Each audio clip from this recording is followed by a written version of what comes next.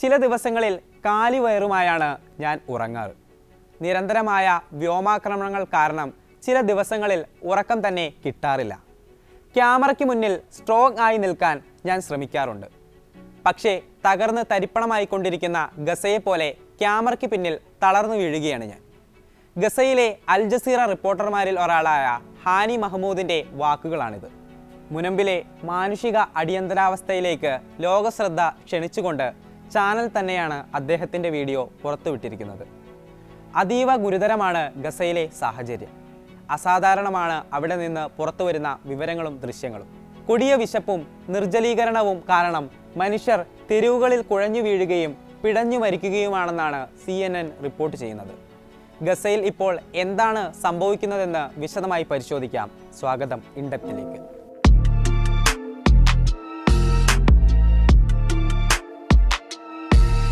കുഴിഞ്ഞ കണ്ണുകൾ, ഒട്ടിയ വയറുകൾ, അസ്ഥികൂടം കണക്കെ പുറത്തേക്ക് ഉന്തി നിൽക്കുന്ന നട്ടെല്ലും വാരിയെല്ലുകളും. ഗസയിൽ നിന്ന് പുറത്തു വരുന്ന ദൃശ്യങ്ങൾ ഉള്ളുലയ്ക്കുന്നതാണ്, ഉള്ളം തകർക്കുന്നതാണ്. ബോംബറുകളുടെയും മിസൈലുകളുടെയും ഉഗ്രശബ്ദത്തിൽ ശബ്ദമുഖരിതമായിരുന്ന ഗസയുടെ തെരുവുകളിലെങ്ങും ഇപ്പോൾ കൊടും വിശപ്പിൻ്റെ മഹാനിശബ്ദതയാണ്. ഒന്ന് നിലവിളിക്കാനോ ആർത്തലയ്ക്കാനോ പോലും ശക്തിയില്ലാതെ മരണപ്പിടച്ചിലാണ് അവിടുത്തെ മനുഷ്യർ. 21 മാസമായി തുടരുന്ന ഇസ്രായേൽ ആക്രമണങ്ങൾ ആ മുനമ്പിനെ ഒരു മനുഷ്യനിർമ്മിത നരകമായി മാറ്റിയിരിക്കുന്നു. ഭക്ഷണമില്ലാതെ, വെള്ളമില്ലാതെ, പ്രതീക്ഷയുടെ തിരുനാളങ്ങളില്ലാതെ ഗസയിലെ 21 ലക്ഷം ജനങ്ങൾ ജീവൻ നിലനിർത്താൻ പോരാടുകയാണ്. ഗസയിലെ 21 ലക്ഷം ജനങ്ങളിൽ 1/3 മര്യാദയ്ക്കൊന്ന് ഭക്ഷണം കഴിച്ചിട്ട് മാസങ്ങളായി. ദിവസങ്ങളായി അവിടെ ഒരു നേരത്തെ അന്നം പോലും കഴിക്കാതെയാണ് അവർ ജീവിക്കുന്നതെന്ന് വെളിപ്പെടുത്തിയത് UN ഏജൻസിയായ വേൾഡ് ഫുഡ് പ്രോഗ്രാമാണ്. ഗസ ആരോഗ്യ മന്ത്രാലയത്തിൻ്റെ കണക്കനുസരിച്ച് കഴിഞ്ഞ 24 മണിക്കൂറിനുള്ളിൽ മാത്രം 10 പേരാണ് പട്ടിണി മൂലം മരിച്ചത്. ഇസ്രായേൽ ആക്രമണം തുടങ്ങിയ ശേഷം പട്ടിണി മൂലം മരിച്ചവരുടെ എണ്ണം 111 ആയിരിക്കുന്നു. പട്ടിണി മൂലമുള്ള മരണങ്ങൾ പലപ്പോഴും ഡയേറിയ, വൈറൽ ഇൻഫെക്ഷൻ ഉൾപ്പെടെയുള്ള മറ്റു രോഗങ്ങളുടെ ഭാഗമായി രേഖപ്പെടുത്തുന്നതിനാൽ യഥാർത്ഥ പട്ടിണി മരണനിരക്ക് ഇതിലും എത്രയോ ഉയരെ ആകുമെന്നാണ് ഗസയിൽ നിന്നുള്ള ആരോഗ്യ പ്രവർത്തകർ പറയുന്നത്. കുട്ടികളാണ് ഈ ദുരന്തത്തിൻ്റെ ഏറ്റവും വലിയ ഇരകൾ.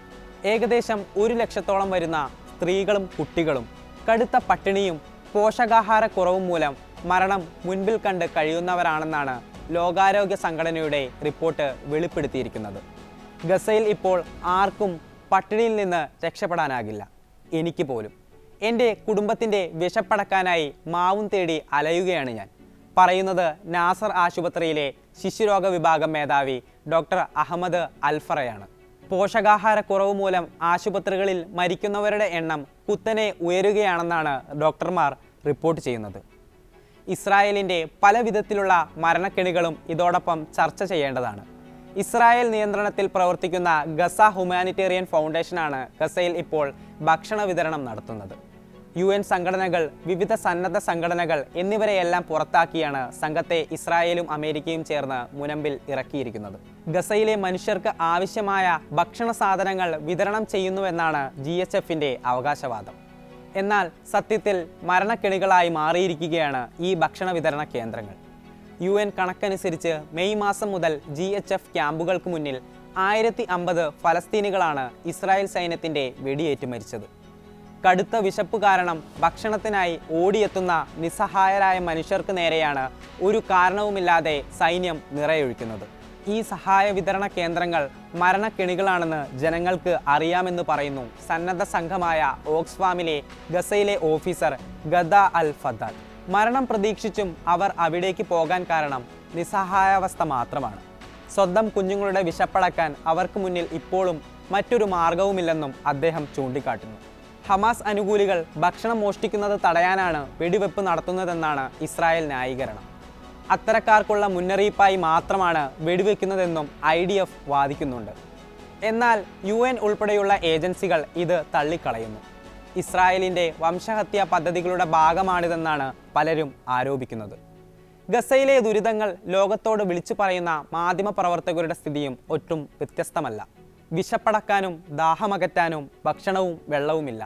ഞങ്ങൾ റിപ്പോർട്ട് ചെയ്തുകൊണ്ടിരിക്കുന്ന ജനങ്ങളെപ്പോലെ തന്നെ ഞങ്ങളും പട്ടിണിയിലാണ് കഴിയുന്നതെന്നാണ് AFPയുടെ ഒരു ഫ്രീലാൻസ് റിപ്പോർട്ടർ വെളിപ്പെടുത്തിയത്.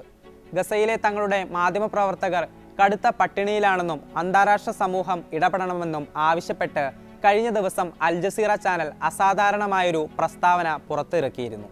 അവർക്ക് പിന്നാലെ BBC, associated press, Reuters, AFP തുടങ്ങിയ വാർത്താ ഏജൻസികളും മാധ്യമങ്ങളും ഗസയിലെ തങ്ങളുടെ മാധ്യമപ്രവർത്തകരുടെ ദുരിത ജീവിതം വിവരിച്ച് കുറിപ്പുകൾ പുറത്തിറക്കിയിരുന്നു. ഗസയിലെ കടുത്ത പട്ടിണിയിൽ അന്താരാഷ്ട്ര പ്രതിഷേധവും ശക്തമാവുകയാണ്. ഗസയിലേക്കുള്ള മാനുഷിക സഹായങ്ങൾക്ക് ഏർപ്പെടുത്തിയ ഉപരോധം അടിയന്തരമായി പിൻവലിക്കണമെന്ന് ഇസ്രായേൽ സഖ്യകക്ഷികൾ ഉൾപ്പെടെ ആവശ്യപ്പെടുന്നു. European union, France, Britain, Germany, Australia, Italy, Canada ഉൾപ്പെടെയുള്ള രാജ്യങ്ങളെല്ലാം ഗസയിലെ മാനുഷിക പ്രതിസന്ധിയിൽ രൂക്ഷ പ്രതികരണവുമായി രംഗത്തെത്തിക്കഴിഞ്ഞു. ഗസയിലേക്കുള്ള മാനുഷിക സഹായ വിതരണം തടസ്സപ്പെടുത്തിയതിനെ ഈ രാജ്യങ്ങളെല്ലാം വിമർശിച്ചിട്ടുമുണ്ട്. ആഗോളതലത്തിലുള്ള 100-ലേറെ വരുന്ന സന്നദ്ധ സംഘടനകൾ സംയുക്ത പ്രസ്താവന പുറത്തിറക്കി ലോകശ്രദ്ധ ഗസയിലേക്ക് ക്ഷണിച്ചിട്ടുണ്ട്. ഗസയിലെ ജനങ്ങൾ വിശന്നു തളർന്നു മരിച്ചു വീഴുകയാണെന്നും ഇത് മനുഷ്യനിർമ്മിതമായ ദുരന്തമാണെന്നും WHO director general Tedros Adhanom Ghebreyesus പറഞ്ഞു. Doctors without borders, save the children, Oxfam ഉൾപ്പെടെ ഗസയിലെ പട്ടിണി ദുരന്തത്തിനെതിരെ ശക്തമായ പ്രതികരണങ്ങളുമായി രംഗത്തെത്തിയിട്ടുണ്ട്.